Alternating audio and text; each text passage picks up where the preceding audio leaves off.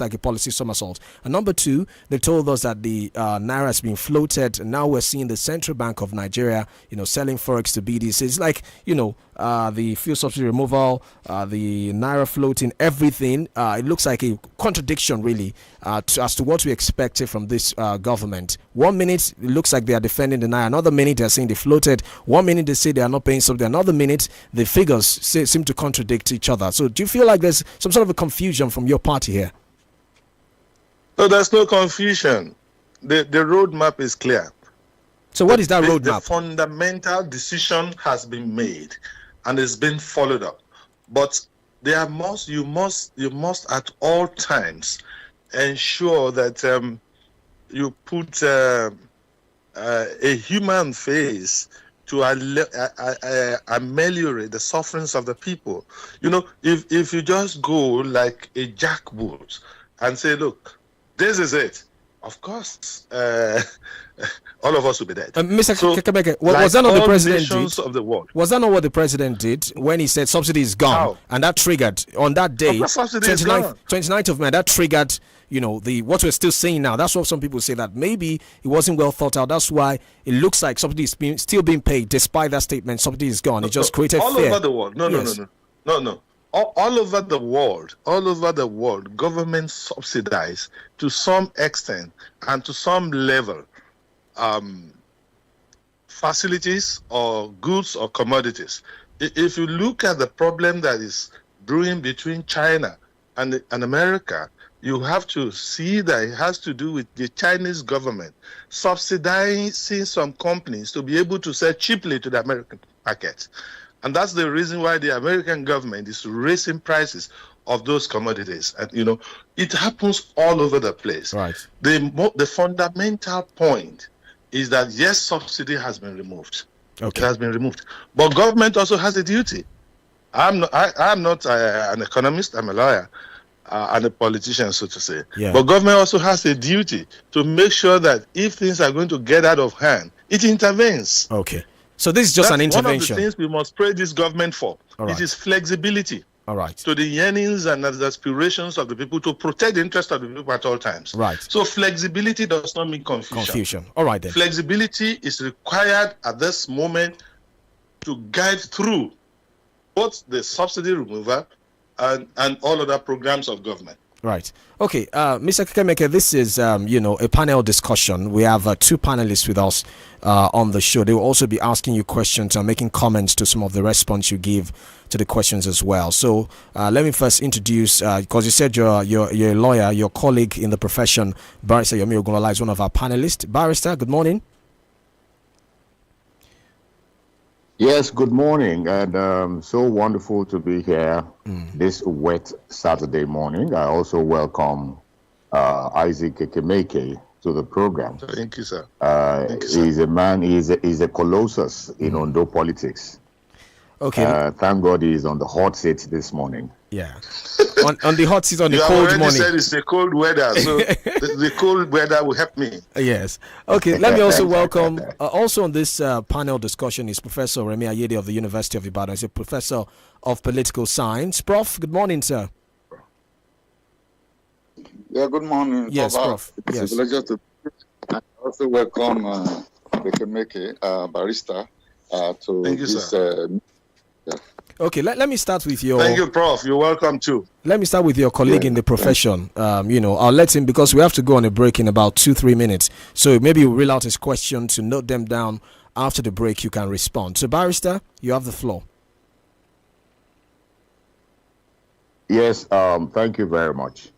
I am not too happy this morning because I see that when my brother, my learned senior, 𝐒𝐶𝐾𝐈𝐒, was going through the questions you asked him, I think he was not being sincere enough.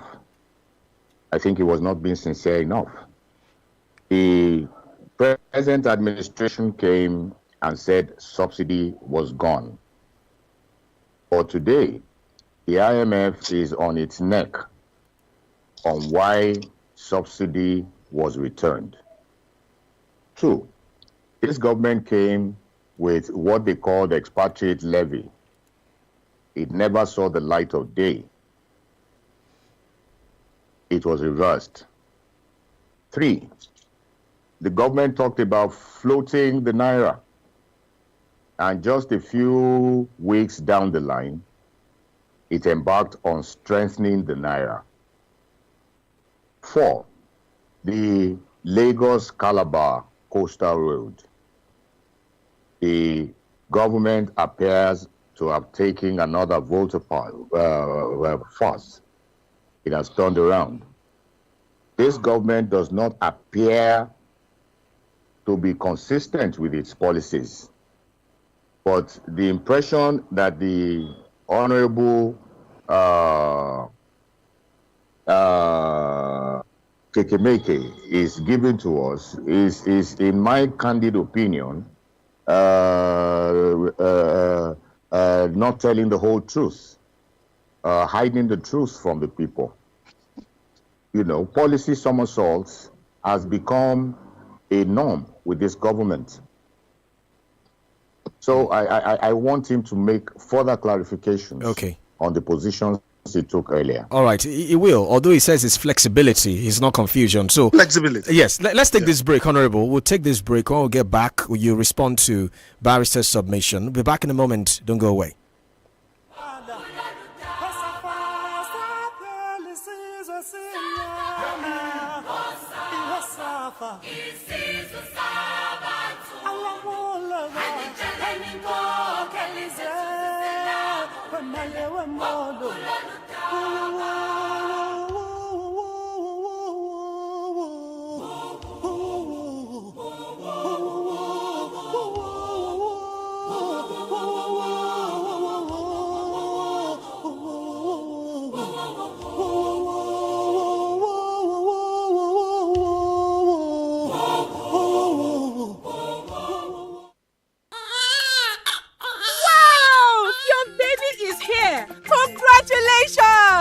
Do not waste time. Put your baby to breast within the first 1 hour of delivery to give that first yellowish milk colostrum. Colostrum has all the important nutrients your baby needs to start a healthy life. Colostrum also helps to protect your baby against diseases. Remember, put your baby to breast within the first 1 hour of delivery. This message is from the INT'L Project or your state's Ministry of Health. Take my pikin. Mama, you no put milk. E no need milk. Taste am make you see. How you do am? E dey milky. Well. E dey creamy. Yes, so. Na Milo 3-in-1 milky and creamy be that for you. E dey milky, I no need add more milk. I love am, Mama. Make you give your pikin the new Milo 3-in-1 milky and creamy. E dey milky well and e get calcium to help your champion to dey win every day. Milo, energy to go further. Milo. Láti dènà àrùn ìgbẹ́ gbuuru àti àrùn mìíràn, pàápàá nínú àwọn ọmọdé, fọ ọwọ́ rẹ pẹ̀lú ọṣẹ àtomi tó ń dà ṣooro. Ní pàtàkì jùlọ, tó o bá lo ilé ìgbọ̀nsẹ̀ tán, lẹ́yìn tó o bá ti ṣàndí fọ́mọ tán, kó o tó ṣoúnjẹ ọmọ rẹ tàbí kó o tó fún un lóúnjẹ. Àti pé tí ọmọ rẹ bá ní àìsàn ìgbẹ́ gbuuru, fún un ní oògùn oníwóró zinc lẹ́ẹ̀kan lójúmọ́ àti ORS ní wákàtí mẹ́rin tàbí kí ẹ máa fún un díẹ̀díẹ̀ nínú ife. Èyí á jẹ́ kọ́mọ rẹ lè ní ìdápadà omi ara àtokun. Bákan náà, yọjú sílé iṣẹ́ ètò ìlera tó bá súnmọ́ ọ jùlọ láti gba ìtọ́jú fọ́mọ tó ní àìsàn ìgbẹ́ gbuuru. Ìkéde yìí wá láti àkànṣe iṣẹ́ INT'L, iléeṣẹ́ tó ń mójútó ètò ìlera ìpínlẹ̀ Ọ̀yọ́. Kò bá jẹ́ 24, 29 tàbí 32 ṣáà ti fẹ̀yìn ẹ̀ pẹ̀lú wa lórí gbogbo ìkànnì ìbánidọ́rẹ̀ẹ́ kàn tẹ 32FM949 ẹ̀yẹ̀ fẹ̀yìn ẹ̀.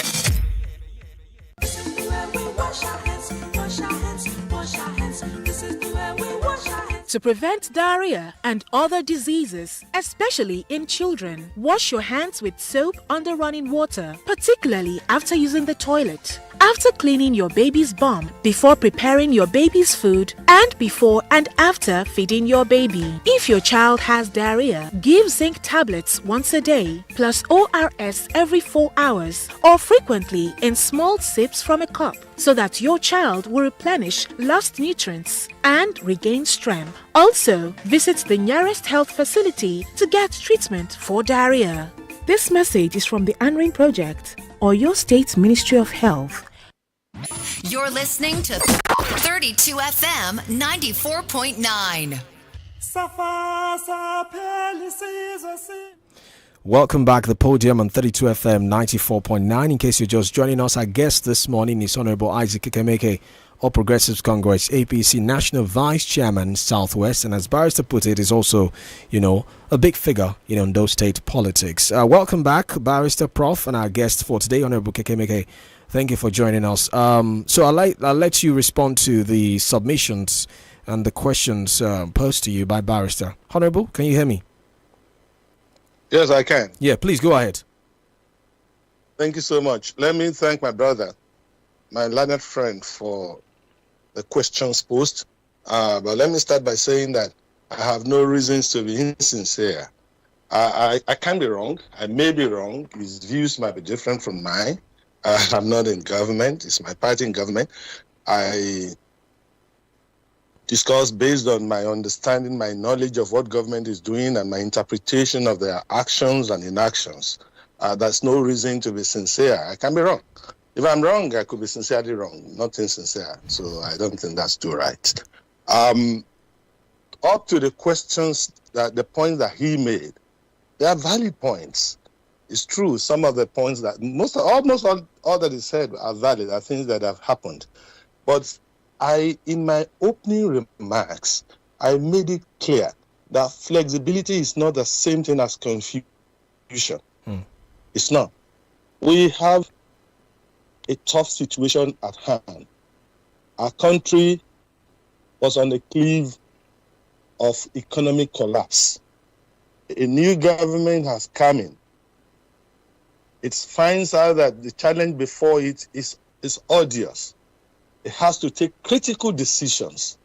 The decisions are taken, then you begin to see the consequences of those decisions in the way they work hardship on the people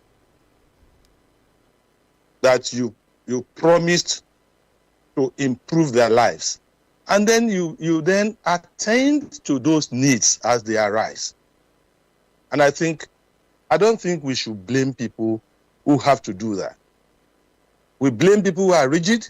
We blame people who are flexible. Of course, it's the job of government to at all times ensure the happiness of the people. So if the people are not happy, you get blamed. But you continue to work to justify your actions so that eventually you only get relief when your plans work out. Right. When this government came in, they said fuel subsidy was gone. In our interactions with the GMD of NNPC, what he said was that from February, federal government did not release one kobo for subsidy payments. And that it was the NNPC that had paid between February and the time that President Tinubu took over. And that the NNPC had no capacity. Senior, I am still saying that you are being economical with the truth. Well, I don't like that language, please. I'm sorry. Okay. Then there's no debate. It's all right. It's all right. I'll take it back. Okay, right. I'll take that back. Okay. I'll take that back. If people are going through pains, they must know why they are going through pains. They must know why they are going through pains. Honorable, there is a discussion on the line. Honorable, can you hear us? Oh, it appears there is some kind of distortion. Let's make it a debate. Okay, go ahead, sir. Yes, go ahead. It's a debate, actually. Go ahead. Yes. Yes. So if people are going through pains, they must know why they are going through pains. But if policies are changing, so randomly, so rapidly, then the people are confused. The position now out there is that the government appears not to know what it is doing. So you're right. That is the only way it will look like. You're right. I'm a citizen. I feel the pains as much as you feel the pain. The only difference between you and I is that I'm someone who have some knowledge of the internal workings and who thinks that, okay, maybe this is for my good, this is for our good, and that tomorrow will be better. That's the only difference. Right. Okay. Otherwise, I feel your pains. Yeah, let's go to Prof now. Prof? Prof, are you with us? Yeah, good morning. Okay. I'm with you. Yes. I'm following keenly, and I'm happy that we are back to the debate mode. But we still don't. I don't think we should just close this discussion, because if you recall, during inauguration, the president said that he was gripped by courage, and then he announced the removal of subsidy, and other policies followed. And you know the interesting thing, these policies are not new policies. They are policies that were implemented during the structural adjustment period in the 1990s. And we knew what consequences immediately followed. Now, why would this government adopt or implement those same set of policies and then having to reverse themselves because of the adverse consequences, as if these are policies that we did not know what their consequences will be? So that is why we're worried that it seems the government does not have a grand plan. And you can show me how wrong I can be by referring to at least one document, that provides a vision or a roadmap from which these piecemeal, these individual policies were taken from. Because the whole thing looks like disorganized when you look at the debate that has followed these policies. Not just in terms of coming back to adjust them, to even reverse some of them, but what's the grand plan? Prof, you're right there. First, you're right that this looks like similar to the SAP that we had in the 80s or 90s, I guess. You're also right to a large extent when you say that government ought to have known of the dire consequences of their actions. You're right.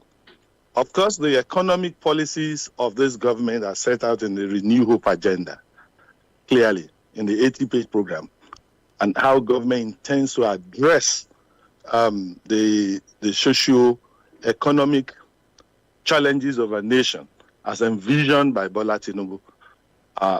That is the basis. But when you also get into government, Prof, and you know this, there is actually a difference between the theory and the practice of any policy. So if you set out a policy and then you follow it, and you find out that there are undesirable consequences, you're doing this for the nation and for the citizens. If you find out that the consequences will be too dire, you can come in to temper it. If it is wrong, you do it. It's not only in the economy. I give an example of what this government is doing that people think is confusion. The government is set on its goal, but in the process of implementing its programs, it is flexible. Yeah, Honorable. It is flexible. Honorable. Yes. So, sorry, if I could quickly come in here. You mentioned something about the difference between being outside government and being actually in government, because when you're in government, you see the practicality of it. When your party was outside government, I remember about 12 years ago now, the party in power at the time muted the idea of subsidy removal, and your party, spearheaded, or well, there was not the APC at the time, but members of what became known as the APC spearheaded that protest against the then president, criticizing it and asking the president, the government of the day at that time, to fight corruption instead of removing subsidy. Looking back now, 12 years down the line or 11 years down the line, your party is trying to implement the same thing. Do you feel like, the government of that time deserves an apology from you? Nigerians deserve an apology for misleading them, because some people would have argued that if that policy had been implemented at that time 12, 13 years ago, would not be down this road again, trying to force the policy down the throats of Nigerians. Do you feel like they deserve an apology? Well, I do not think so. That was politics by those who did say so. That was politics, and the government had the duty. It was inside. It knew, it had information, it had knowledge. It lacked the courage to do what it needed to do. That probably is the difference between us and those people. And then you talked about your government inheriting a bad economy, but the party had been in power since 2015. It was just the party handing over to another member of your party, so to speak. And I'd like to look at the data again from in 2014. Let me start from 2015 when your party came in. Inflation rate at the time was about 9.01%.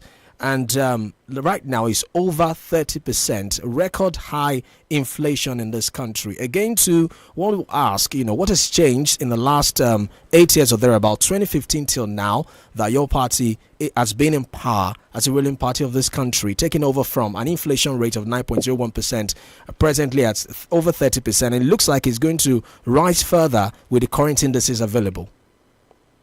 But one thing is clear, I think our party we take responsibility for all that has happened between 2015 and now, because it is our party, our government.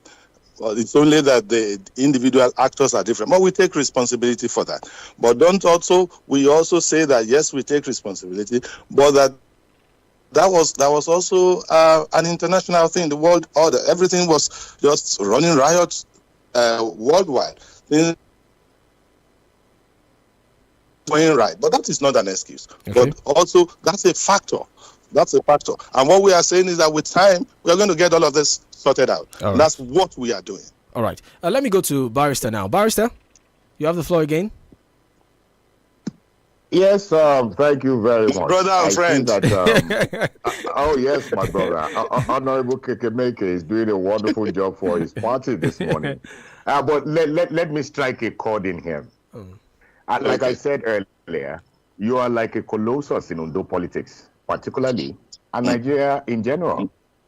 You competed with Akeredolu for the governorship seat in your state. Yes. Many, and I mean very many, applauded your robust, intelligent, and issue-based campaigns in that election. Even the late Akeredolu alluded to that fact. Your mantra then was banishing poverty in Ondo State. However, today, you belong to the ruling party, which is variously accused of heightening the pauperization of Nigerians through its tax-driven, unstable, and, as it appears, not well thought-out policies. Do you feel comfortable with your party at the center, given your political trajectory, particularly in Ondo State? Do you feel comfortable? Let me tell you, the truth is, I do not think the president himself is comfortable. I am not. I go to the same market. I live with Nigerian people. I feel the pain. I feel the pain, and I'm not in government. I feel the pain. My only consolation is that with my knowledge of the inner working of the system, I see a commitment to get things done better.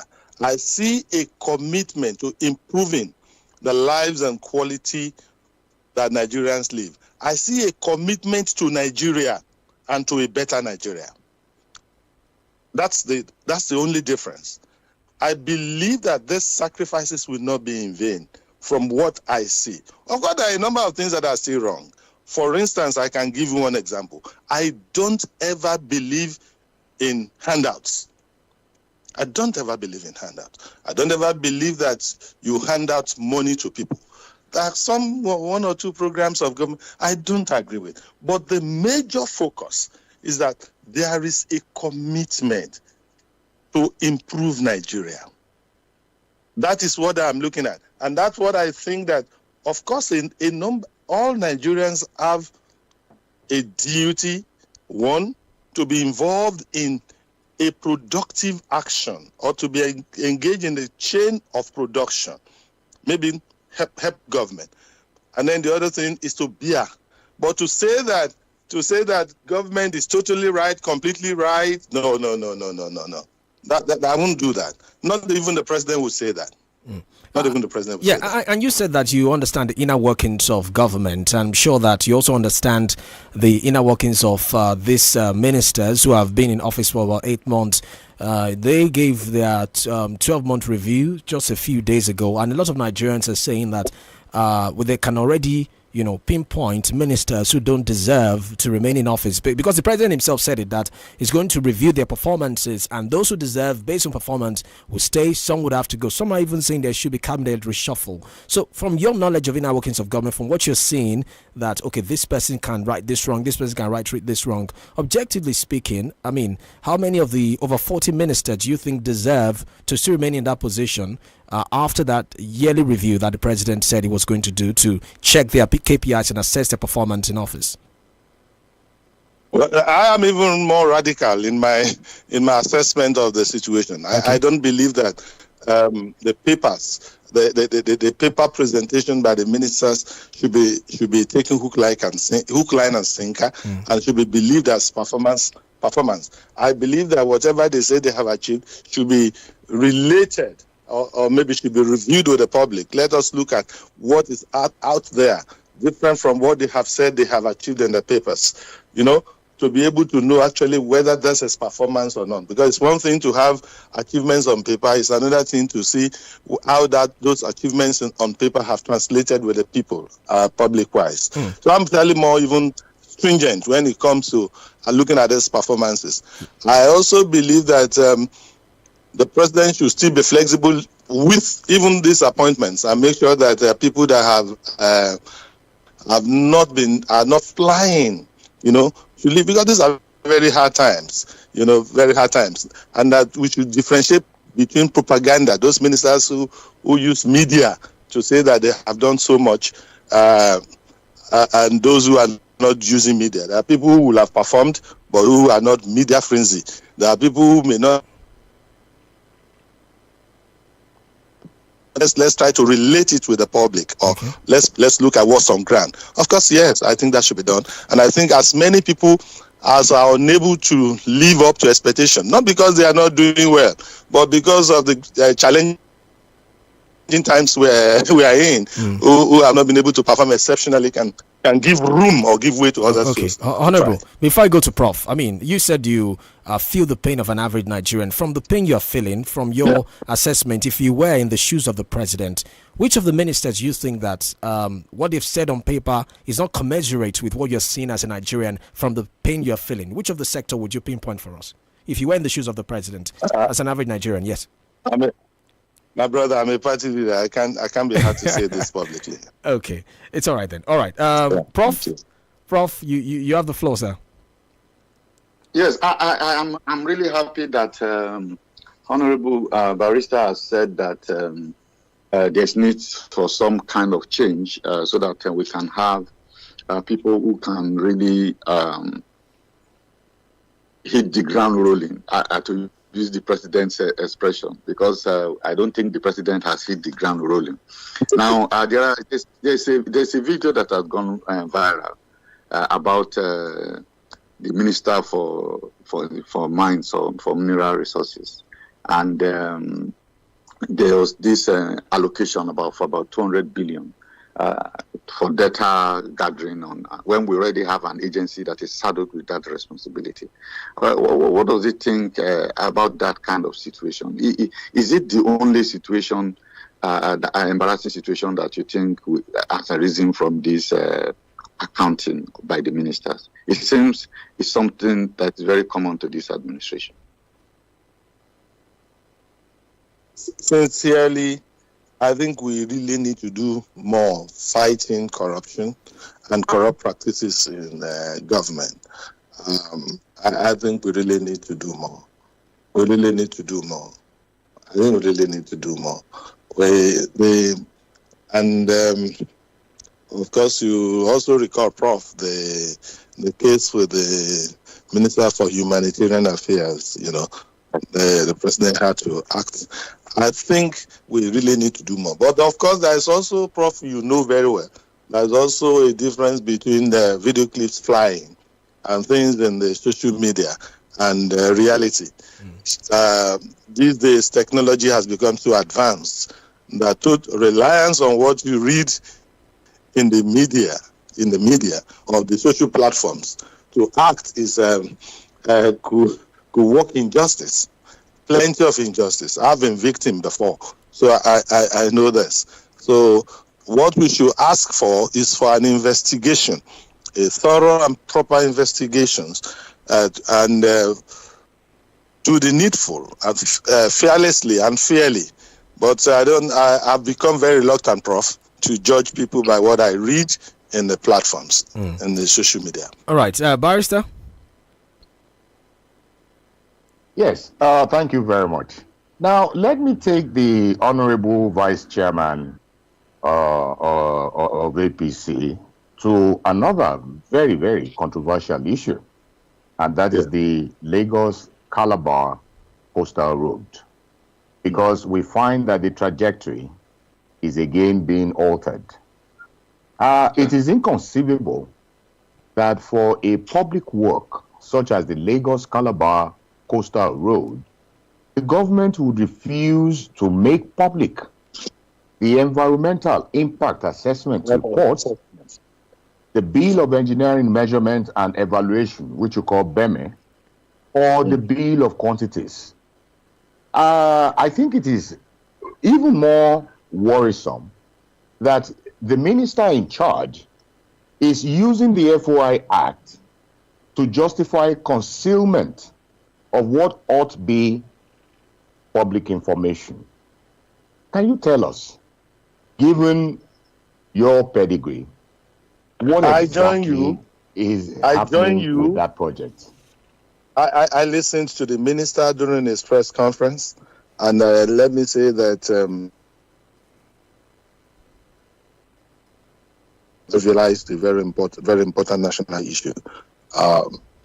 He should have known better as a former governor for 8 years. I join you and join Nigerians to say that making public the EIA and then the cost of that project is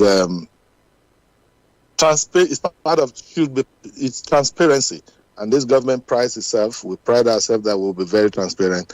I don't think there should be any secret in those things. I join you and join all other Nigerians to ask him to make it available. After all, it's a public document. I have no qualms about that. I think that should happen. Okay. It's not anybody's private money. It's public fund, and the public deserves to know. Yeah, exactly. All right. I am not surprised because sorry, Toba. Yes, sir. I am not surprised, at the answer given by my brother, because I know that he is one politician who has been out there condemning the ostentatious living of politicians on taxpayers' money. So I am not surprised he's taking our side on this one. Kudos to you, sir. I'm with you, 100%. Okay. Nigerians deserve to know. Yeah. Let me take you back into party politics now, because you're a party man, national vice chairman of the APC in the Southwest. A former national vice chairman, northwest of your party, Honorable Saliu Lukman, reportedly wrote a letter to the president threatening to take legal action against the National Working Committee of your party for breach of what he says is breach of party's constitution. According to him, the inability to comply with the provisions regulating the conduct of political parties, the party was embarrassingly running government that do not value principles of consultation and respecting valid agreements contracted through diligent political negotiation. Those are the allegations, the issues, or some of the issues raised by Saliu Lukman. And it's not the first time he's been speaking as a chieftain of the party, as a leader of the party, as a national leader, I should say, of the party. What's your reaction to these allegations, and what do you make of it in terms of the effect it's going to have on your party if, a figure like Saliu Lukman decides to take legal action against your party over the violation of your party constitution and violation of agreements that had been reached, according to him, through diligent political negotiation? These are very serious issues, Honorable. Well, thank you so much, sir. Saliu is my friend. We were together in the National Working Committee. And if you will recall, the first letter from the National Working Committee was co-authored by both of us when we tried to call attention of the party and leadership to things that we thought were not right. The problem I had with Saliu is that you don't stay in and fight. You stay in and then fight and then begin to bring attention to things that you think are wrong with a view to getting them corrected. You don't just write for the purposes of popularity. You get to a stage, you work within the system to correct the system. I don't know what he means by those breaches, but of course, a political party is different from government. There are sometimes that convenience and logistic challenges can delay the implementation of policies and maybe even requirements of that organization. He is right if he says that we've not held NEC meetings, that is National Executive Council meetings, and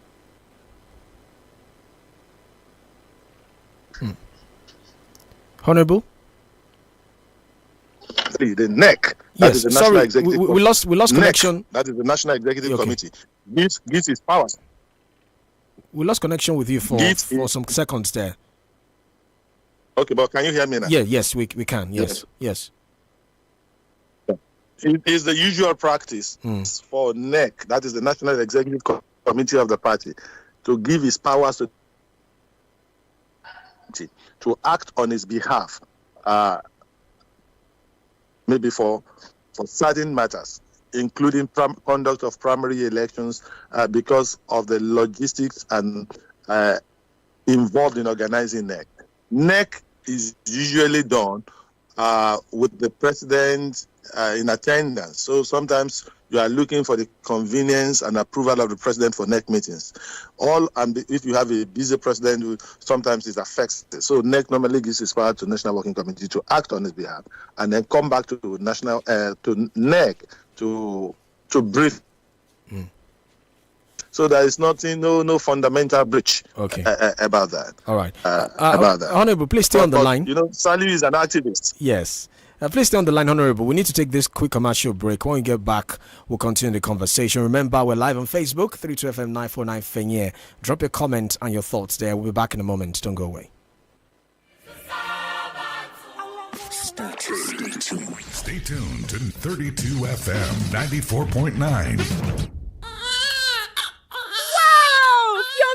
Is here. Congratulations! Do not waste time. Put your baby to breast within the first 1 hour of delivery to give that first yellowish milk colostrum. Colostrum has all the important nutrients your baby needs to start a healthy life. Colostrum also helps to protect your baby against diseases. Remember, put your baby to breast within the first 1 hour of delivery. This message is from the Anrin Project or your State Ministry of Health.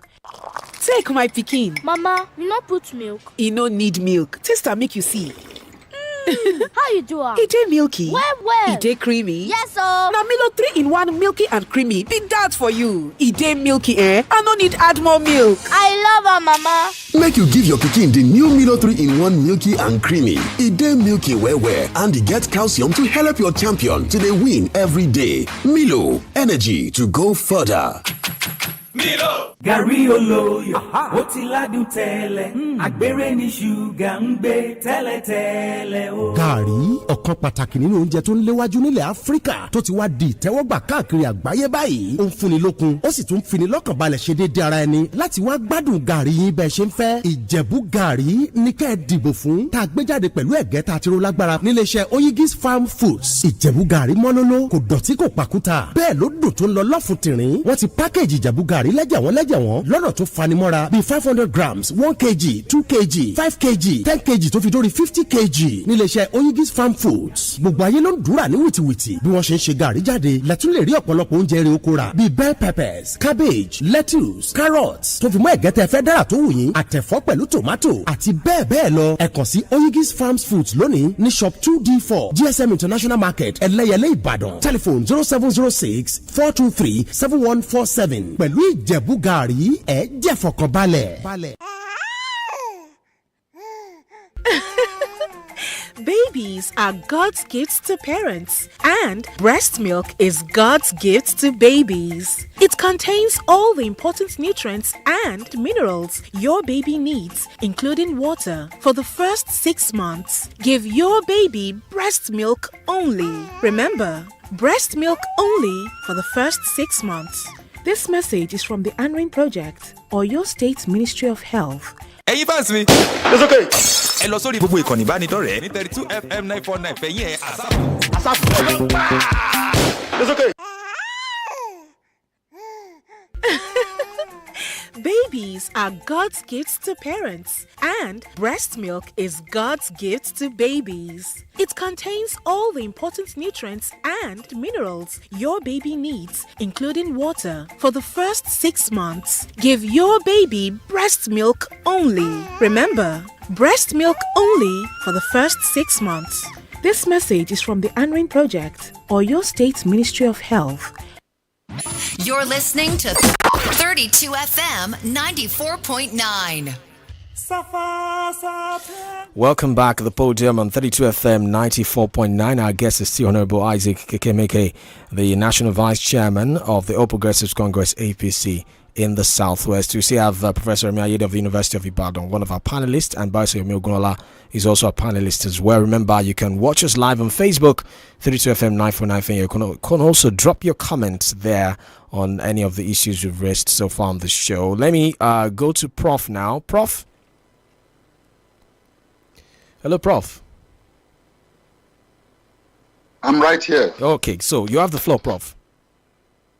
Yes, I have two issues that I want to raise. The first has to do with the minimum wage. Because Honorable has consistently expressed the view that the president is committed to the challenges that Nigerians face. If it is taking the president so long to settle that issue with organized labor and they are threatening strike, does that really show, especially also when you look at the proposal that the president has put before organized labor, does he really think that the president is committed to the pains and sufferings of ordinary Nigerians? Then secondly, I still on the policy that I've talked about. The Buhari government, apart from what the party manifesto is, has all kinds of plans that he put in place in reaction to economic realities, like the Economic Growth and Recovery Plan. Then the latest one before he left was the Economic Sustainability Plan. We don't have those kind of plans from this president. Instead, what we have is an attempt to respond to popular complaint by setting up what he calls an economic team, which many people see is a very nebulous. You don't carry the billionaires of your society and constitute them into a team to manage economy. These things, they really don't show that the president is committed to the suffering, to alleviating the sufferings of Nigerians. Honorable, did you get the question? Yeah. Well, okay. Yeah, I got a question. Yeah. I think let me take the latter. And I think a point is being made there. I think the president and his team members and even myself could pick from that point that is being made that it is not true that billionaires and capitalists, so to say, are asked to run to run an economy. I think that's a good point. But fortunately, we have a listening president. That point can be a take home as an advice for government, and I thank Prof for that. The other point is that whether the president has shown commitment by the agreement or the proposal that he has put forward to labor. Prof, in arriving at a minimum wage, you do not just look, and I'm sure you know this as an economist, you do not look simply at it or what can a living wage. In our country, I even believe that 200,000 naira is not enough as a living wage. But what happens if you then pay a living wage and say it is the minimum that is payable? The question you ask yourself is that how many Nigerians are employed by government? And how about the effect it will have on other employees of labor? What about the crisis that will erupt? What about the inflation that will come up, even when you know that there is also huge unemployment in our country?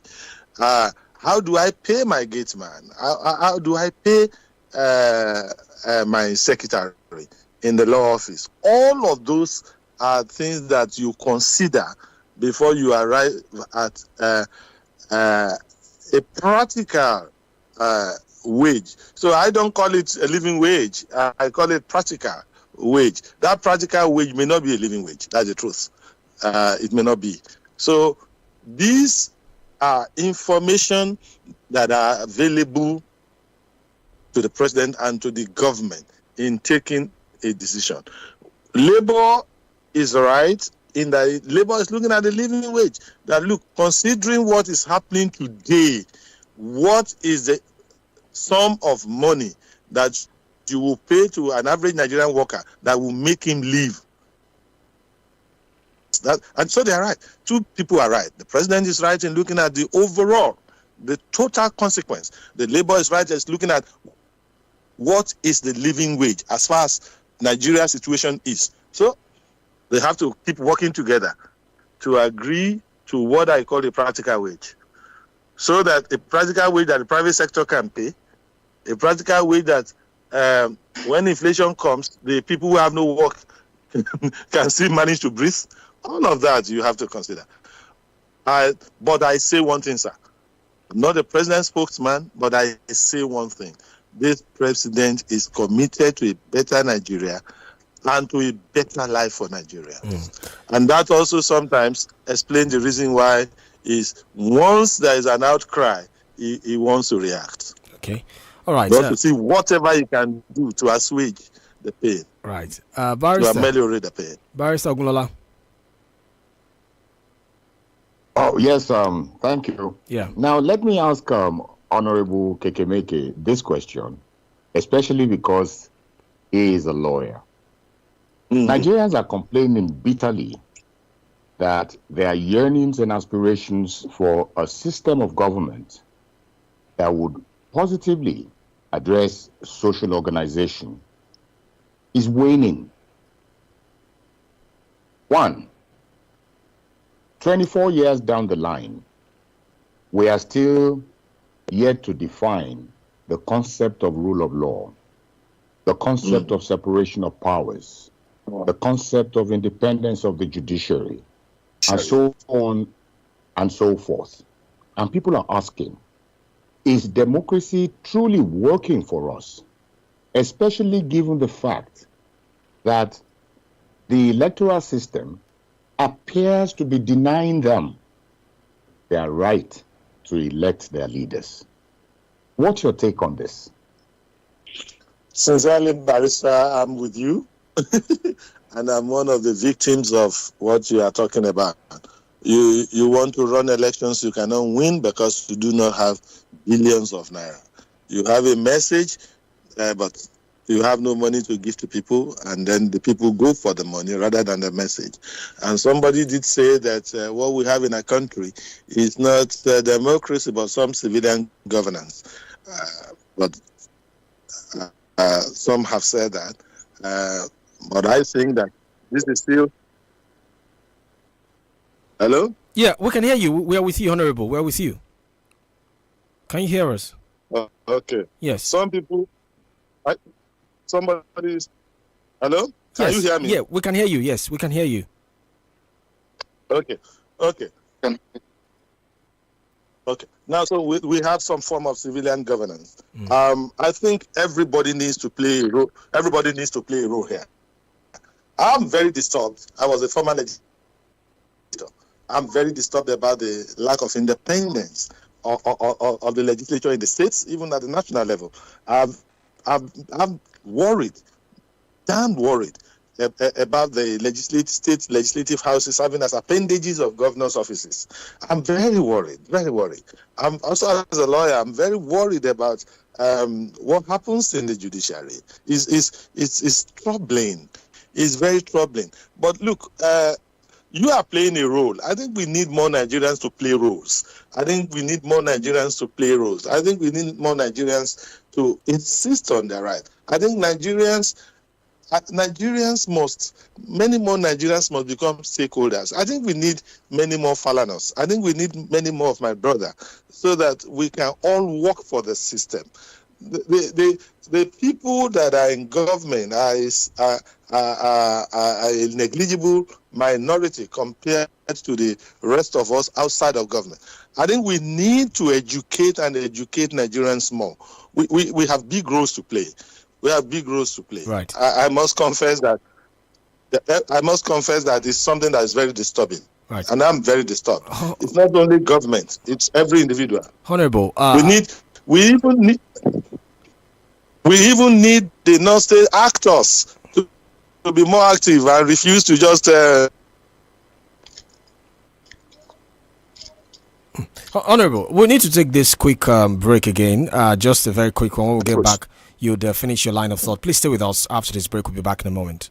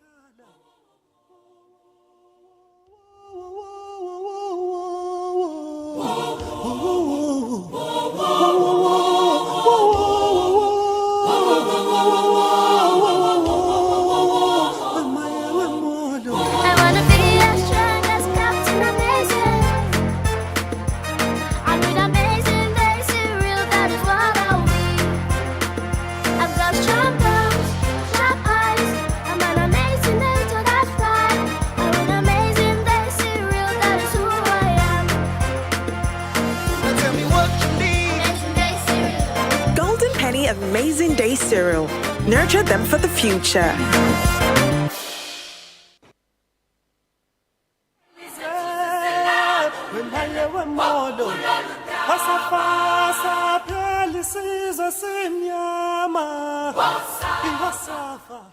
Welcome back to the podium on 32FM 94.9. You can join us on Facebook, 32FM 949 Fenya. Drop your comments there. We're also live on YouTube using the same handle as well. Okay, so Honorable 𝐾𝐈𝐒, let's go into Ondo State politics now. Can you hear me? Hello, can you hear me, Honorable? I can. Yes. Yeah, thank you for joining us again. I'm with you. All right, so I remember, I think it was about a month ago, the primaries of your party was held in Ondo State with the governor, Lucky Aiyedatiwa, who took over from the late Rotimi Akeredolu, God rest his soul, emerged as candidate for a party. But in the aftermath of that primaries, there were, series of allegations of electoral malpractices with some of the candidates or some of the aspirants saying that they were going to take legal action. I remember Jimoh Ibrahim, Akintanyewa, quite a number of them. So I just want to ask you, I think it was on that day that we tried to have an interview with you on this same podium, but obviously because of the electioneering of that day, you couldn't make it to the interview. So did you take part in the interview? Ran away. Yes. Did you take part in the primary, and do you agree with those who raised those issues of it not being transparent or it's being riddled with all kinds of malpractices? I did take part. I did take part, and I also had huge reservations about the way and manner that election was conducted. But it's always a family affair. You participate to enrich the system. You participate to offer yourself, and somehow, once there is a result, you protest, and then you move on. You move on, even if you feel like you didn't lose fairly. That's what I did for you. Even if you feel like you didn't lose fairly, even if you feel like you were cheated out of the process, you just move on. My brother, with time you find out that life itself is not fair. Because I'm asking you this because this seems to be age and with experience. Yes, this seems to be the norm with the APC. I mean, you see all kinds of primaries. With age and with experience, you fight hard, and then you whatever comes your way, you move on. I understand. Sometimes the line falls in pleasant places for you. Sometimes it does not. You move on. Okay, but there are those who say that this seems to be, it's become one too many with your party. The primaries in different elections end up being a parallel primary. Oh, okay. It looks like we've lost connection. Can you hear me? Looks like we've lost connection with our guest.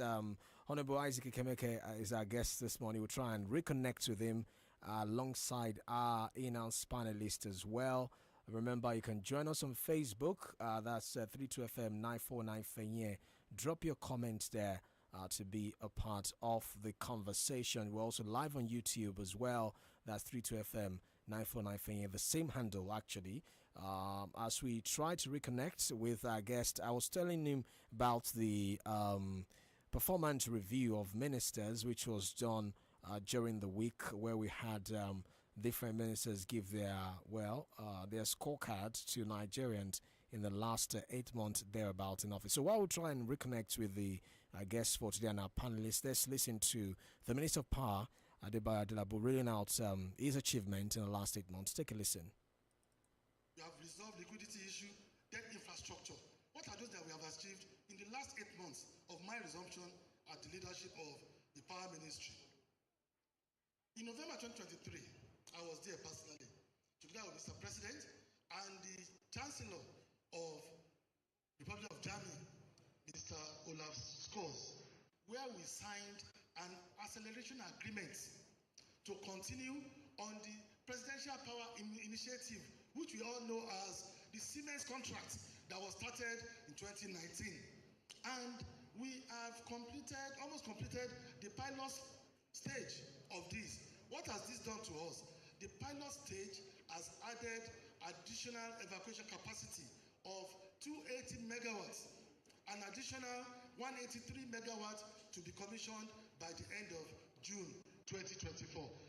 Once we complete this, sincerely, the sector will not remain the same again, and our people will enjoy stable electricity. So beyond that, we have a presidential administrative scheduled to provide 2 million meters per annum for the next 5 years to bridge the meter gap that we have. We have over 7 million meter gap in the industry. Out of over 12 million customers, just a little over 5 million were metered. Everybody is complaining of estimated billing. Mr. President is determined to put an end to estimated billing so that nobody is cheating nobody. So in the next 5 years, 10 million meters will be procured.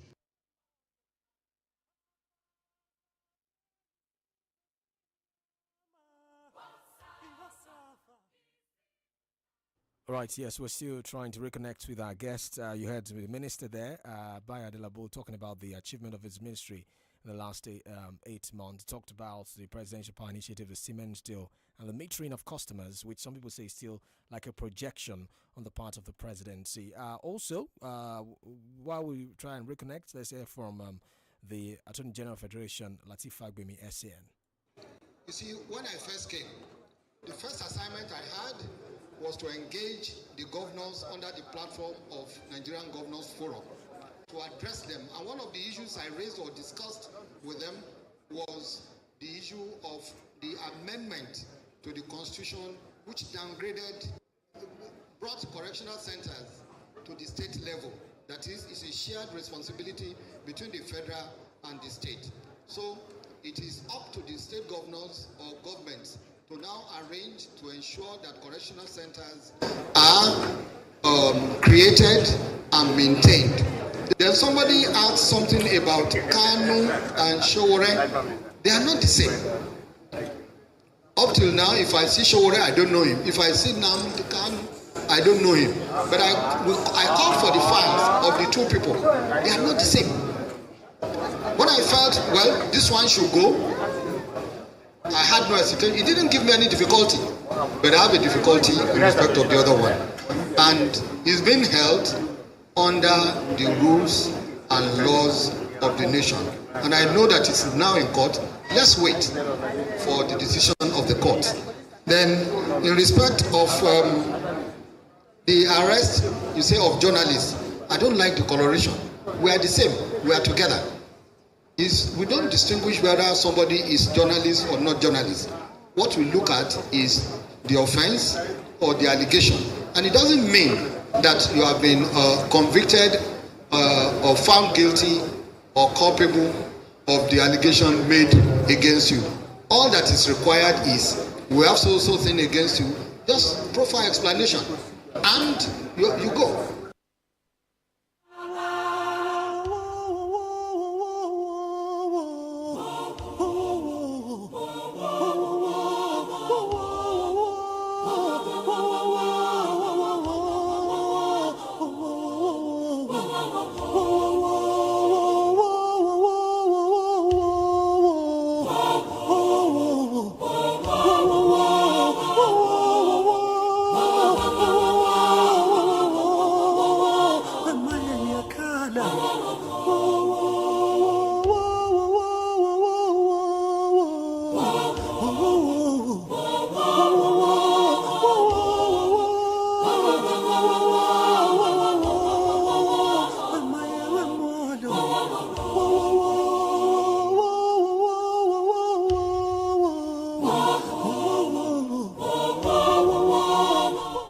Welcome back to the podium on 32 FM 94.9. Apologies for the disconnection there. We're still trying to reconnect with our guests and panelists for today. Remember, we're live on Facebook, 32 FM 949 Fenyé. It's been a very interesting conversation with Honorable 𝐒𝐶𝐾. We've analyzed the last 1 year of the current administration, which he says, well, as a party man, that he understands the inner workings of the government and what some Nigerians would call confusion or contradiction on the part of the government in terms of the policy somersault. He would refer to it as flexibility, or the government trying to react to the effect of its policies by introducing some kind of intervention, really. But some would want to disagree that this is just another way of sugarcoating it, that it looks like the government that says it wants to deregulate is still in another breath trying to control the forces of the market. So in essence, it's not allowing the forces of demand and supply to determine the price of crude oil, for instance, or to determine the stability of the exchange rate. Some have even said that the timing and manner in which the government had initiated and implemented some of these policies had not been very strategic and had not been able to address, culminating rather in some of the hardship many Nigerians are facing and severe battery for the economy as well. Reacting to these criticisms, Vice President Kashim Shettima defended the bold reforms of the Tinubu administration, saying the government came in at a critical period when there was a strong need to take some unpalatable and drastic measures, to resuscitate the country. Okay, I think we have Honorable 𝐾𝐈𝐒 back on the line. Yes, Honorable. Yes, sorry. Apologies for that, glitch there. I was asking you. Yeah, I was asking you about the primary. You said that you decided to, move on. But I was also going to raise the issue about the primaries conducted by your party usually, that it seems like it's always problematic, from Ondo State, almost every state, there's always an issue. It takes me back to what Saliu raised about a breach of the party constitution in terms of how the party itself is operating. And I know politicians always say what happens within the party is an internal affair, it's a family affair, but there's a ripple effect, because whichever candidate emerges from that process, it is who we have to choose, when INEC gives us a timetable and asks Nigerians to go to the polls. So if the person does not emerge through a credible process, there's always an issue in terms of litigation that come afterwards when the person gets elected. So that's where it concerns us, really. So as a party man, again, do you feel that your party have the instrument of internal democracy in such a way that to a very large extent candidates or aspirants will feel satisfied to a very large extent after a contest. It doesn't seem so really from the evidence we have in different states where primaries have been conducted in the past, including in Ondo State as well.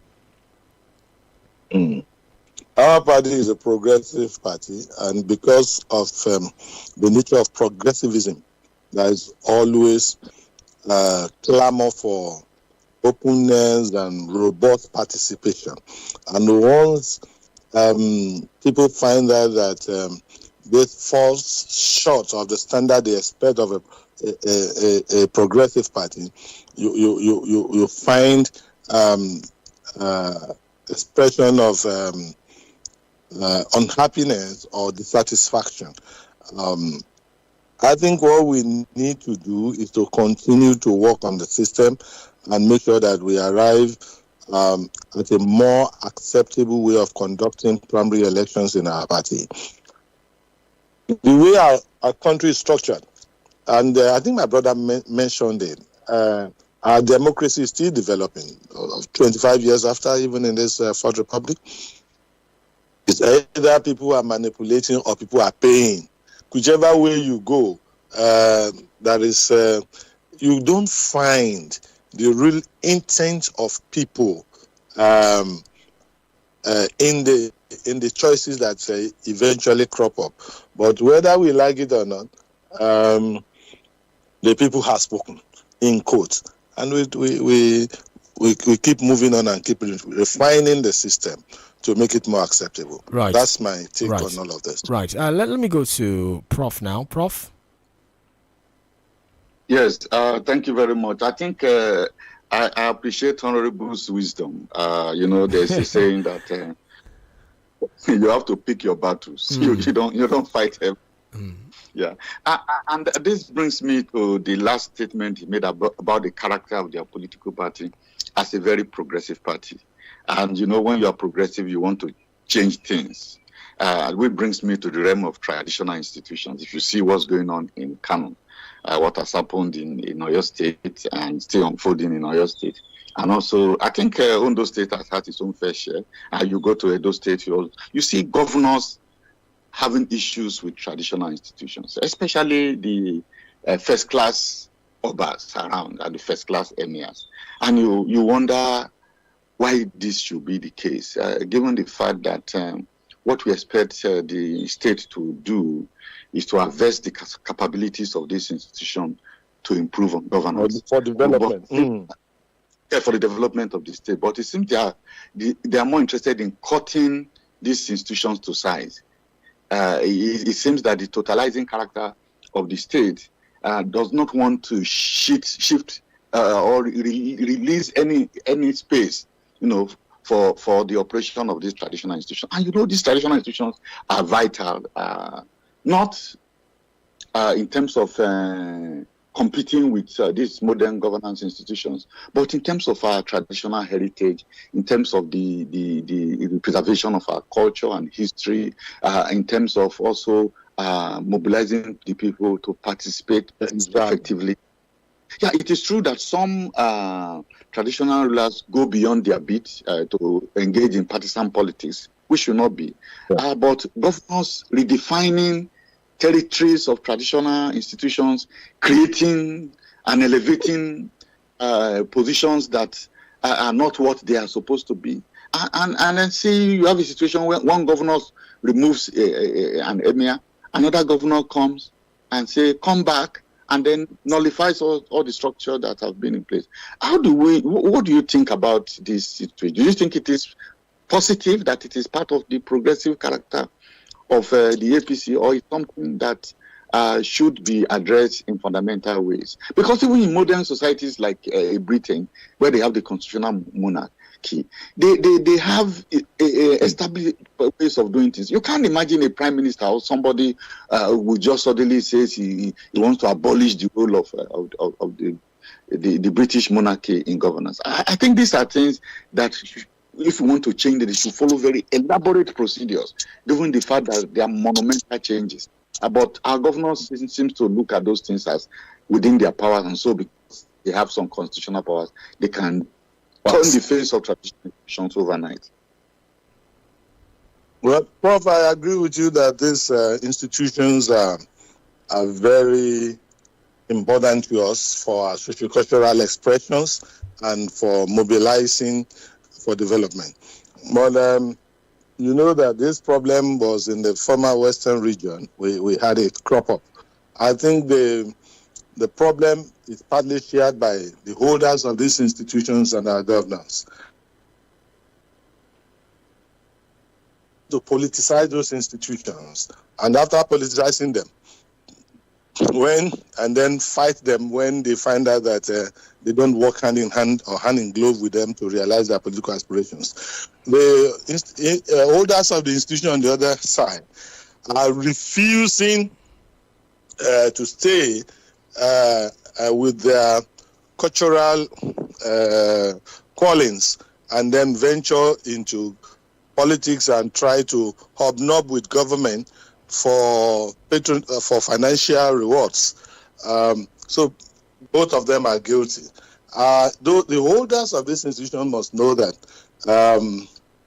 they are the representatives, of a people's belief, cultural belief, and that they need to shy away, to run away as much as possible from partisan politics, no matter the temptation. And I think they should try hard to do so. If they do so, then it becomes pretty difficult for governors to deal with them the way they are doing. It's not just limited to APC states, it's in all of the states. On the side of the governments, what is happening in Kano is a lesson. It's a lesson that you do not personalize government, because you are not going to be there forever. And that if you do so, you can be reversed. You can be reversed. You mentioned the case of the Queen of England. You know that the Queen of England is a politica. She only plays a role after elections. And so her position is fortified. And that should be the lesson, that should be the learning for our traditional institutions, to try as much as possible to win themselves off partisan politics. Okay, Barrister?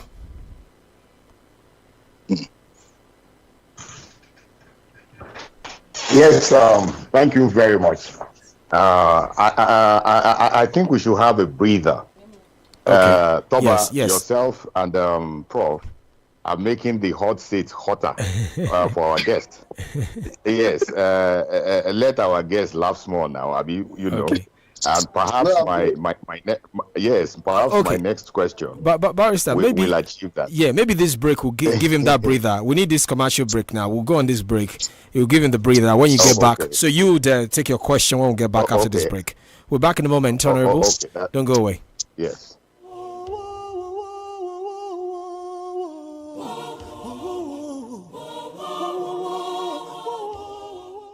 FM 94.9.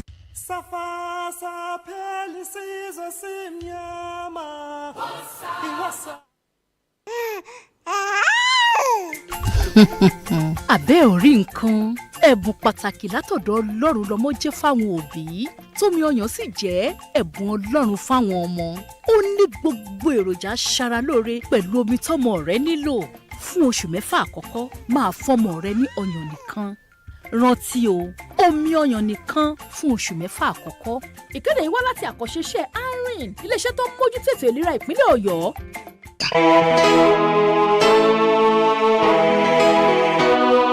tí wọ́n bá lo ráyéwá nítorí pé o lówó lọ́wọ́ tí wọ́n bá ń tàn ọ́ pọ̀ ráyéwá nítorí dúkìá tó pọ̀ tó ní ọkàn ò tí ì balẹ̀ pọ̀ ráyéwá àlàáfíà lògùn ọrọ̀ ṣáájú ara rẹ o ìlera sílẹ̀ mí gígùn gbogbo àrùn tí ń ṣe ẹ̀dá láyé náà kọ́ láyé fi ń ṣe ni bí dọ̀tí bá pọ̀ lára tí gbogbo ẹ́ńjìnì tásẹ̀ dáadáa bá ṣe bẹ́ẹ̀ tó kọsẹ́ má fòyà tó bá ṣe bí ẹni rárá tára rẹ ò ṣe déédéé pinnu lóòkàn àyà ara rẹ o Ventolin cleanser ní kò sẹ́mu agbanugbàde fọgẹ̀dẹ̀gẹ̀dẹ̀ ara dànù Ventolin jagunlabi pankopi ọ̀rẹ́ ara tọmọdé tàgbà tọkùnrin tóbìnrin ló lè lò ọ̀sọ́kùnrin sóbìnrin dòpépé Ventolin cleanser atẹ́jẹsẹ̀ maradan bíi kóròsìn Ventolin cleanser kìkìdé gbòógì tí ò lọ́tínú la fi ṣe ó ti wà káàkiri ilé ìtajà ògùn jákèjádò ilẹ̀ Nàìjíríà a sì ń wá alágbàtà fún Ventolin cleanser pé nọ́mbà kò demand 08034051533 08034051533 iléeṣẹ́ ẹ̀mí one naturalist care ló ṣe Ventolin cleanser òun láyé tún lò.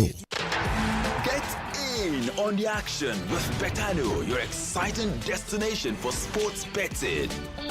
Enjoy an award-winning experience with amazing betting options, cash outs and missions, as well as other features. Join now and get a welcome bonus of up to 200,000 naira. Betano.ng, the game starts now. ọmọ mi ti pọ̀ṣù mẹ́fà ẹ bá mi dúpẹ́ oṣù mẹ́fà ẹ bá mi dúpẹ́. ó ti yẹ kóṣù mẹ́fà nìyẹn. ọmọ ò máa ń pẹ́ dàgbà o. báyìí o ọmọ rẹ ti wá nílò ju omi ọyàn nìkan lọ o. àkókò ti tó láti máa fún un ní oúnjẹ fífọ́ ní àfikún sí ọyàn. rí i dájú pé àwọn oúnjẹ ọmọ rẹ ní ó kéré tán ọ̀kan lára àwọn oúnjẹ àfọ́pọ̀ márùn-ún wọ̀nyí: ẹyin, ẹja tàbí ẹran, èso àti ewébẹ̀, epo tàbí òróró, ẹ̀wà, ẹ̀pà tàbí sóyà, ìrẹsì, ọ̀dùnkún, àgbàdo tàbí iṣu. ọmọ rẹ bẹ̀rẹ̀ láti oṣù mẹ́fà nílò omi ọyàn àtàwọn oúnjẹ wọ̀nyí fún ìdàgbàsókè àti ìlera. Máa fún wọn lọ́yàn títí yóò fi pé ọmọ ọdún 2 àti jù bẹ́ẹ̀ lọ. Ìkéde yìí wá láti àkànṣe INT'L, iléeṣẹ́ tó ń mójútó ètò ìlera ìpínlẹ̀ Ọ̀yọ́. Kò bá jẹ́ 24, 29 tàbí 32 ṣáà ti fẹ̀yìn ẹ̀ pẹ̀lú wa lórí gbogbo ìkànnì ìbánidọ́rẹ̀ẹ́ kàn tẹ 32FM949 fẹ̀yìn ẹ̀. Take my pikin. Mama, you no put milk. E no need milk. Taste am make you see. How you do am? E dey milky. Well. E dey creamy. Yes o. Na Milo 3 in 1 milky and creamy be that for you. E dey milky I no need add more milk. I love am, Mama. Make you give your pikin the new Milo 3 in 1 milky and creamy. E dey milky well and e get calcium to help your champion to dey win every day. Milo, energy to go further. Milo. Gẹ́gẹ́ bí aláboyún, ó ṣe pàtàkì kí n tọ́jú ara mi kí n sì wà ní ìlera pípé. Kí ìwọ àtoyún inú ẹ lè wà ní ìlera tó péye. Máa lo oògùn ẹ̀jẹ̀ tó ní áyọ̀nù nínú àti folic acid lójoojúmọ́ lákòókò tó bá lóyún. Eléyìí ń dènà àìtó ẹ̀jẹ̀ nínú oyún, yóò sì jẹ́ kóyún wà lálàáfíà. Fún ìlera pípé, ẹ máa yọjú sí àwọn òṣìṣẹ́ elétò ìlera yín fún ìtọ́jú oyún nígbà tó yẹ. Ìkéde yìí wá láti àkànṣe INT'L, iléeṣẹ́ tó ń mójútó ètò ìlera ìpínlẹ̀ Ọ̀yọ́. Bá a ṣe láwọn akọ́ṣẹ́mọṣẹ́ dókítà tíṣẹ́yé bẹ́ẹ̀ náà la láwọn àwòrán àṣà mẹkáníìkì. GMF Auto Services Limited. Bóyá ẹ̀ tí ìdébẹ̀ wò ní ọ̀jẹ̀ mọ̀ pọ́nmọ́nàmọ́ pa. Àwọn erin lákàtàbù irinṣẹ́ ni ó diagnose mọ́tò yín kẹ́sẹ́ bí wọ́n ti máa fẹnu fapò sórí carburetor. Wait and get ni kò ní lọ kábọ̀ tí machine bá ti ń discover problem. Láàmú fix ẹ̀ lọ́wọ́ kan. Torí gbogbo original spare part ti ń bẹ́ẹ̀ lẹ̀ bíbá. Àwọn aláràlù àtàwọn aláràtúntà gan tó wá ń kó lọ́pọ̀ yanturu. Ṣẹ̀rí pé gbogbo ń tẹ́ fẹ́ lójú kan ló wà. Yes, so our services, the consultancy, diagnosis, key programming, transmission repair, maintenance, spare part sales, plus plenty ogbonge things. GMF Auto Services Limited. Pay for number 3, Oni Lane, beside White House Hotel, behind Boys High School, Labawo, Ogunpa, Ibadan. Ẹ kọ́ pé wọ́n lórí aago náà kẹ́ ẹ mọ bó ṣe wà sí 08066348917 08066348917. Tó o bá fẹ́ kẹ́mi ọkọ̀ rí ogun GMF ni ó yàn láàyò.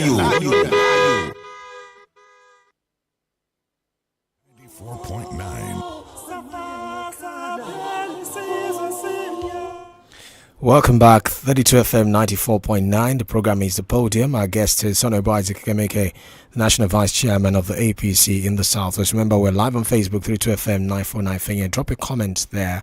Okay, so let me go to Barrister now. Barrister, before we went on that break, I did say that you would ask your question afterwards. So, Barrister? Yes, thank you very much.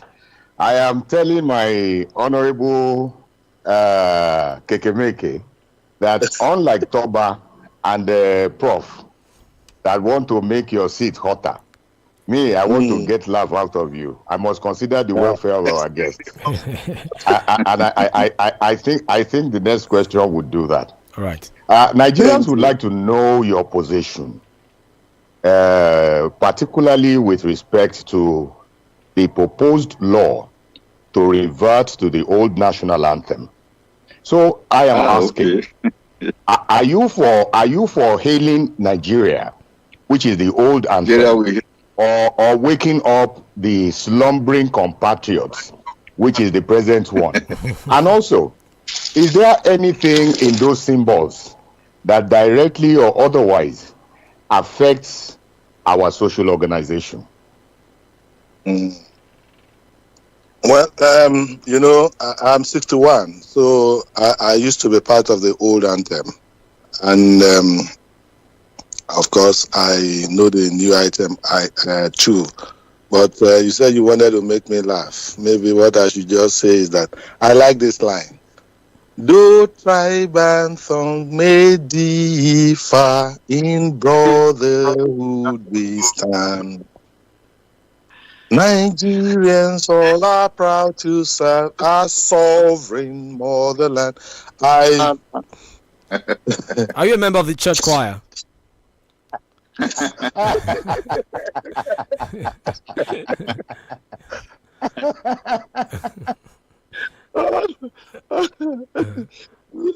You have succeeded. Yes, so we have. Thank you we so have. much. Okay, but you made reference to that that line that though tribe and tongue may differ, in brotherhood we stand. Tongue may differ. Yes, Yeah. but going back. We must admit that we are different people. Yes. But going back to different nations, to those days, different nations trying to come up to form a Nigerian nation. We must not live in denial. But we've not been able to form that nationhood. It looks like it has continued to elude us because the Republican constitution that people seem to be obsessed with, because I've heard a lot of argument that, we should revert to the Western regional government, 1963 constitution and all of those things. It wasn't like it was so perfect at the time, because some of the problems we have here today were there at the time. Issue of nepotism, corruption, ethnicity, tribalism. As a matter of fact, if you look at the statement of those young majors who staged the first military coup, they cited some of these things that we still make reference to till today. So what is it with the obsession with the Republican constitution of regional government and reverting to the old national anthem? Is it not? So that was Republican constitution has become a challenge. It's an unending challenge to our national development, our development as a people. I am an eternal advocate of true federalism. I believe that there is over-centralization in Nigeria. I believe there must be a revert to regionalism, so that individuals can grow. We just can't pretend that we are one people. We are not one people.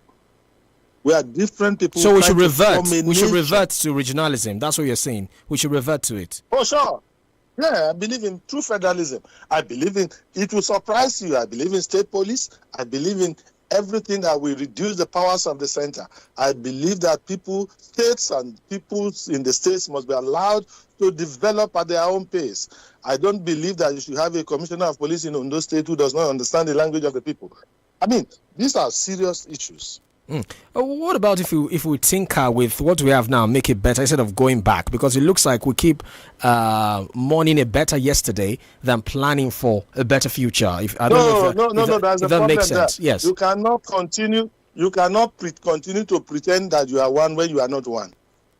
So you must admit that where we won. You have different. Where we won when we were practicing the regional government, because those issues were still there at the time. If we were one, we would not have had, No, we didn't have this kind of issues at that time. The Western region was developing at its pace. The Eastern region was developing, and the Northerners were doing what they were doing. But now you have a first nation. So why then did it collapse if it was so perfect? What? It was the military.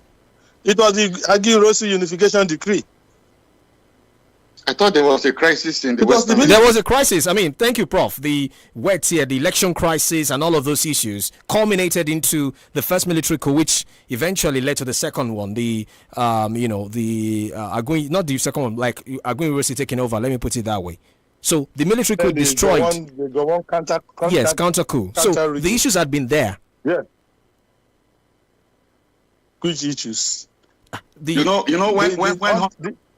October, please, one moment. When Honorable that is for anything that will reduce the power of the federal government, I was going to ask him whether he also will approve regional militaries. Yes, I do. I believe so. That means you actually are working towards secession. You believe in secession. No, it's not secession. Look, I believe in a constitutional arrangement where the individual nations that make up the Nigerian nation can develop at their own paces. You know, this kind of arrangement you are calling for is what they have in Ethiopia, and they ended up in a civil. Do you think that we have no lesson to learn from Ethiopia? And then also the current arrangement has at least prevented another civil war. Don't you think we should be very careful in going back to regionalism? No, sir. When you are a national player, you see the pretense. You see the unfairness that one nation walks over another nation. And you begin to see whether we are one people at all. You begin to see the difference in our values, our value systems. So if we begin to hold people together, we're not going to have development. So let us allow the individual organizations, maybe individual units or individual levels, to govern their own people their own way. You don't have an IG who stays in Abuja who directs what happens in my village. How? How does he do it? So you are talking about devolution. Hello? I think you are talking about devolution because when you look at these things are matters of details. But when you talk about the broad concept of restructuring, these are very challenging things to do. I do not think so. Oh, you think that that's why we have not had consensus around them? If they were that easy, would we not have consensus already? Prof, what I am saying is simple. Because of what happened in 1966, and then when Gowon took over and thought that it was reversible and refused to reverse it because of the advantages that it conferred on the North, we've not been able to move beyond. We are not one country, we're just pretending to be so. Actually, most countries are not made up of single nations. I think you should also underline that. Usually countries are made up of multiple nations. Nations, yes. I don't know. Prof. But they agree. I think but those countries that have been able to sustain over time have what they call values that are national. Okay. That are common to them. That are national values. That everybody says, as a nation, these are our values. The question you ask is, what are the values of the Nigerian nation? Okay. They are there in the Constitution. I don't know if I may comment. Yeah, barrister, do come in. Ascribe to. Come in, barrister. Yes. I think what the learned honorable is really submitting is a kind of a loose federation where the contracting parties would at least have a substantial, freedom to determine their future. Perhaps, probably like what we have in the United Kingdom, where those component units at least have a measure of they have a measure of independence, The wills. Exactly. And so if we don't want balkanization of the country, I also believe that kind of an arrangement, a loose federation, may not be a bad idea, because that way, most of what we are looking for with restructuring can actually take place. State police, of course, we can leave military to the center, we can leave postal services to the center, customs to the center, but many of those things in the exclusive legislative list should come back to the states. Perhaps that would, reduce the level of agitations in many of the regions. I think this is what Honorable is saying, and I seem to agree with him on this. Thank you very much for being able to explain what I'm trying to say better than I try to do. It's all right. I think Prof wants to react. Prof? That it reduces agitation. Actually, that's actually the point. I think what I take from Honorable is that there are certain injustices that needs to be addressed, and then how we do it is a different question. And since you said that you understand the workings of the government, what's the body language of your party regarding restructuring? Because I remember your manifesto, I think in 2015, restructuring was one of the first items there. About over 8 years down the line, let's look at how your party has been able to. Do you think your party has been able to show that it wants to toe the line of that restructuring, of which you're an advocate as the national leader of the party? Do you think your party has a capacity, or to drive Nigeria through that much needed change you're talking about here? Because it's going to take a very rigorous process, as Prof mentioned, and as we've seen in other countries of the world as well. Some are even saying that the National Assembly, as presently constituted, does not have the capacity to do it. Maybe we have to go the way of another conference or another confab. Does your party have the capacity to drive through this change? Is the president on the same page with you or with your party regarding this restructuring they are talking about? But before you answer, let me just add that the party actually set up a committee, the 𝐿-Rufai committee, yes, on true federal, and they have a report. I don't know what they are doing with the report as we speak, because we only see a change in the electricity amendment that allows states, to generate and provide their own electricity. What are they doing with that report? Well, Prof, thank you so much for it's part of our plan, our program, omnibus program to restructure our country. But after President Buhari won, I think a number of vested interests and persons persuaded him otherwise. Now we have a new leadership of the country, still under our party platform. And I know that President Bola Tinubu is very disposed to restructuring.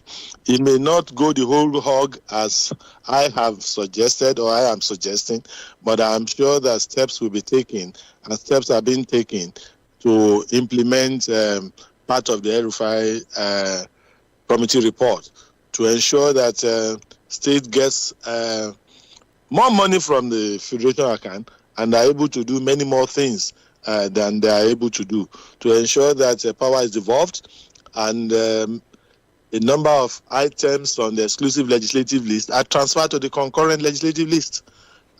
So I believe that it may not be as I have wished, but that our party believes in restructuring to decentralize the center or to reduce the powers at the center. Okay. Barrister? Yes, sir. Barrister? Yes. I know that we are very close to opening the phone lines so that Nigerians can also participate in what we are doing. But just before we go there, let me ask Honorable 𝐾𝐈𝐒 about EFCC. A lot of people talk about EFCC as the hunting dog of, successive administrations. And we can see what is happening with Yahaya Bello. Some are insinuating that it is payback time for him because he did not support Tinubu's presidential ambition. What's your take? How do you assess EFCC? Do you think it is an agency with loyalty to state or to the man who is at the helm of affairs? Well, these are part of the problems of a developing nation, a perpetually developing nation like ours, where institutions are set up with lofty ideals and they sometimes get abused by personnel and by leaders. What the president said was that he has given a free hand to the EFCC. So the EFCC present leadership must prove itself that it's able to work independently and be fair to all Nigerians and discharge its responsibilities according to law. Yahaya Bello is my friend. I do not think that it is true. Let me say that it is not true that Yahaya Bello worked against the president. Yahaya Bello wanted to be president, just like many other people. And when the primaries were over, Yahaya Bello worked on the youth department. He was the chairman of the youth campaigns of our party, and he worked for Mr. President. But the mere fact that he worked for Mr. President will not be the reason why he will not be called to account for his period of service as governor of Kogi State. The president has said that he's not part of this. It is the responsibility of EFCC to look at papers or to look at complaints when they have brought to them. And my advice to my friend had always been that he needs not run away from the law. Part of leadership responsibility is to be available to account. And he's gotten all of the assurances from the EFCC leadership and the laws and the judiciary to say that he will have a fair day in court. This controversy is needless. Whether he supported president or not, it's needless. Okay. Governor Yaya Bello owes Nigerians a duty to make himself available to defend his period of service or to defend allegations made against him. Right. Remember, you can join the conversation. 0705. Thank you 5, very 000. much, Honorable. I am very satisfied with your submission, with your answer to that question. Thank you very much. Thank you, sir. All right. 0705 500949 0829 7949, or you can call 0906 200949 if you want to react to some of the issues we've raised on the program so far. We're also live on Facebook, 32FM 949 Fenye. Okay, on Facebook, okay, John Rabat says we have 6 geopolitical zones. Each zone prefers to go as an entity because power is not coming to a zone and feels alienated. Do we still see ourselves as one country? It says no matter how you change the anthem, if the mindset of people doesn't change, if there is no fairness, if we don't allow the laws to function, if we're biased against each other, we will not advance as a country. It says, what I expect from the Minister of Power is to use his ministry to generate employment for the youth. I'm disappointed. He's talking about procurement. When we have resources in the country, it can do more. Okay, that's his own assessment of the Minister of Power. So, Honorable Ǩ𝐈𝐒, let me just quickly draw your attention to this one. The presidential candidate of the PDP in the 2023 elections, Alhaji Atiku Abubakar, said that he will contest if God gives him the health in 2027. He said that. There's also been talks of a possible merger of opposition political parties in the country. Of course, that surfaced when there were pictures of him meeting with the Labour Party presidential candidate, Mr. Peter Obi. Let me quote what Atiku says. It says, given the current state of the PDP, it is clear that a single-handed effort will not suffice to win the election. Strong support and collaboration with other parties are required. What's your reaction to this possible merger of the opposition parties, given that your party also, came via that big coalition, of the ACN bloc, CPC, or the NPDP bloc at the time, to become what is now known as the APC, which has been the ruling party since 2015. And does this give you some kind of shivers that you might be boosted out of office with this coalition or possible merger that Atiku is talking about? First, let me say that Alhaji Abubakar Atiku, former vice president, deserves commendation for his courage to want to run again in 2027. It is his right to so do, constitutional, personal rights. We welcome him. We are not afraid that people are contemplating mergers. We are not afraid. We believe that by the time the elections come around, Nigerians would have known the difference between then and now, and then Nigerians will readily vote for Bola Ahmed Tinubu to continue his good work for Nigeria.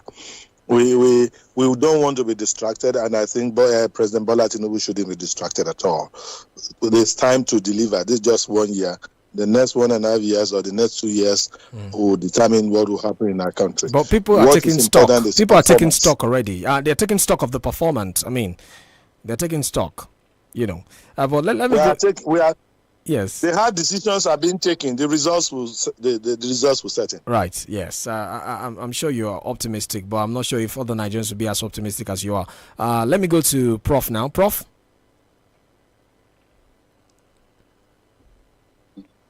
I'm here. Yes. Can you? Okay. My major concern is going back to the Ondo state and politics, because he talks about being a family affairs, and the fact that and that's actually the responsibility. The kind of disposition you find in the previous PDP, everything that is generating crisis within the party is described as a yeah. The whole situation where, how can you say it's a family affair when Ibrahim has been Jimoh Ibrahim has been suspended? I think that's the latest report on the crisis within the party in Ondo State. But more importantly, one of our recent studies about political parties is that they play very vital role as gatekeepers within the polity.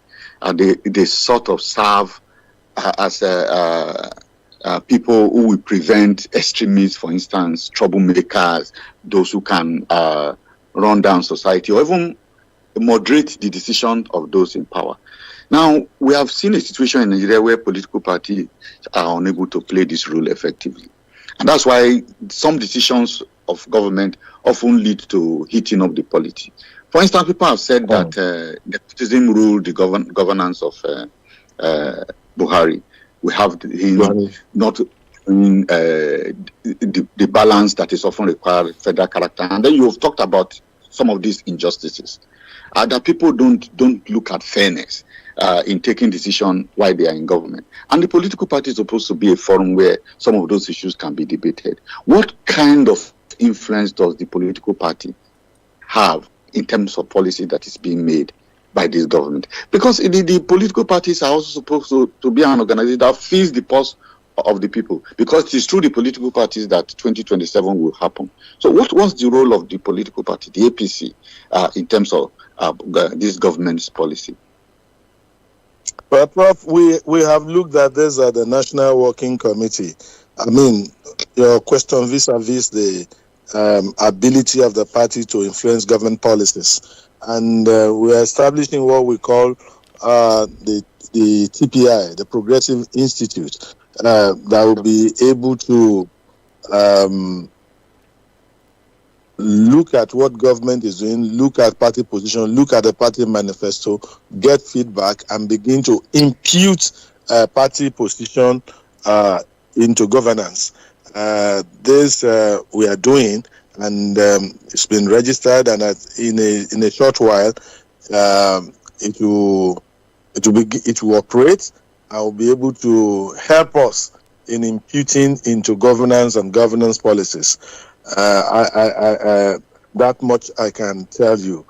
As per the question you talked about, Senator Jimoh Ibrahim's suspension, you remember that there was a counter to that one, and a lot of people said that there's a vote of confidence.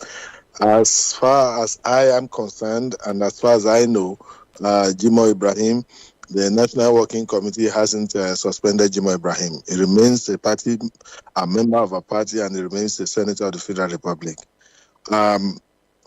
These things don't get perfected, Party politics, even in Britain, even in the US, which is over 200 years, we still have these issues. You remember the case of Mrs. Haley and Donald Trump. They're just trying to mend it up now.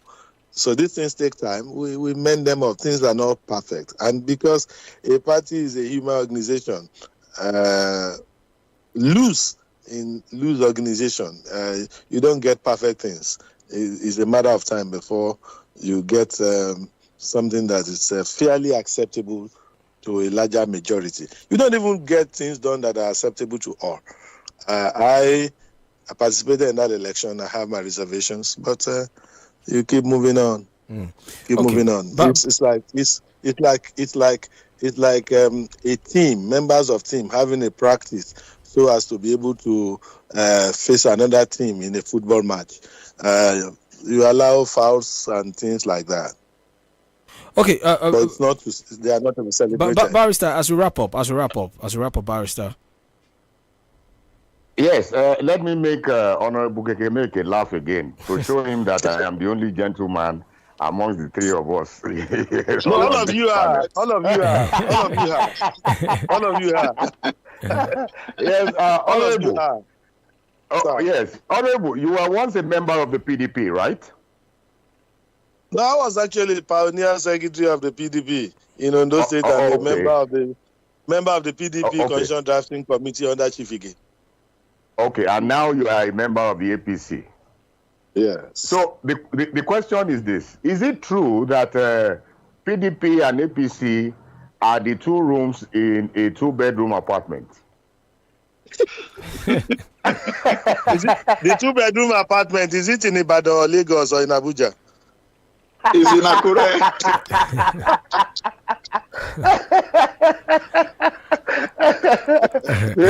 That's what most Nigerians are saying. That you have to spot any difference between the two parties. You know, and so they have right labeled them the two rooms in the two-bedroom. I don't think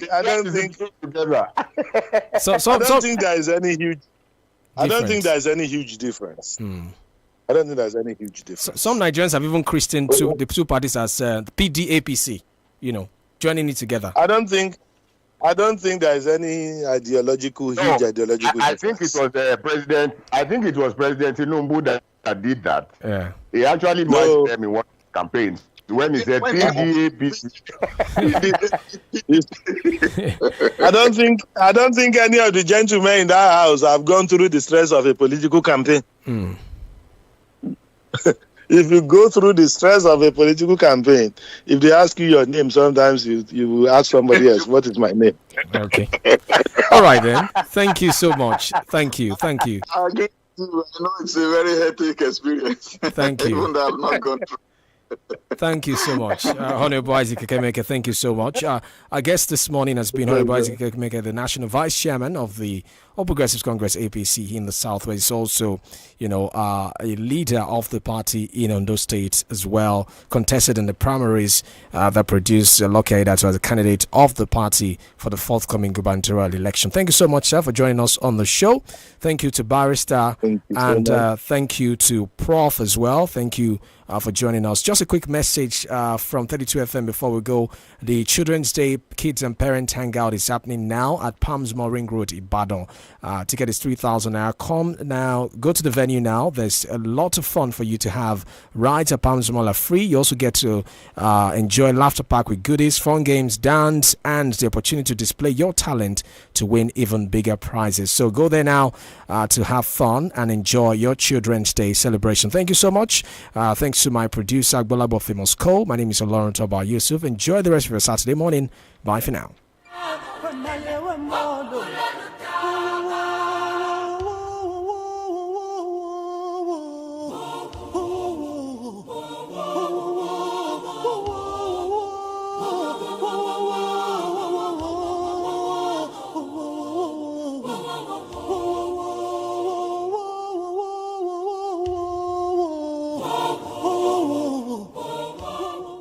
You're listening to 32 FM 94.9. My people, how on a day? My name is Ali Baba. This is 94.9, 32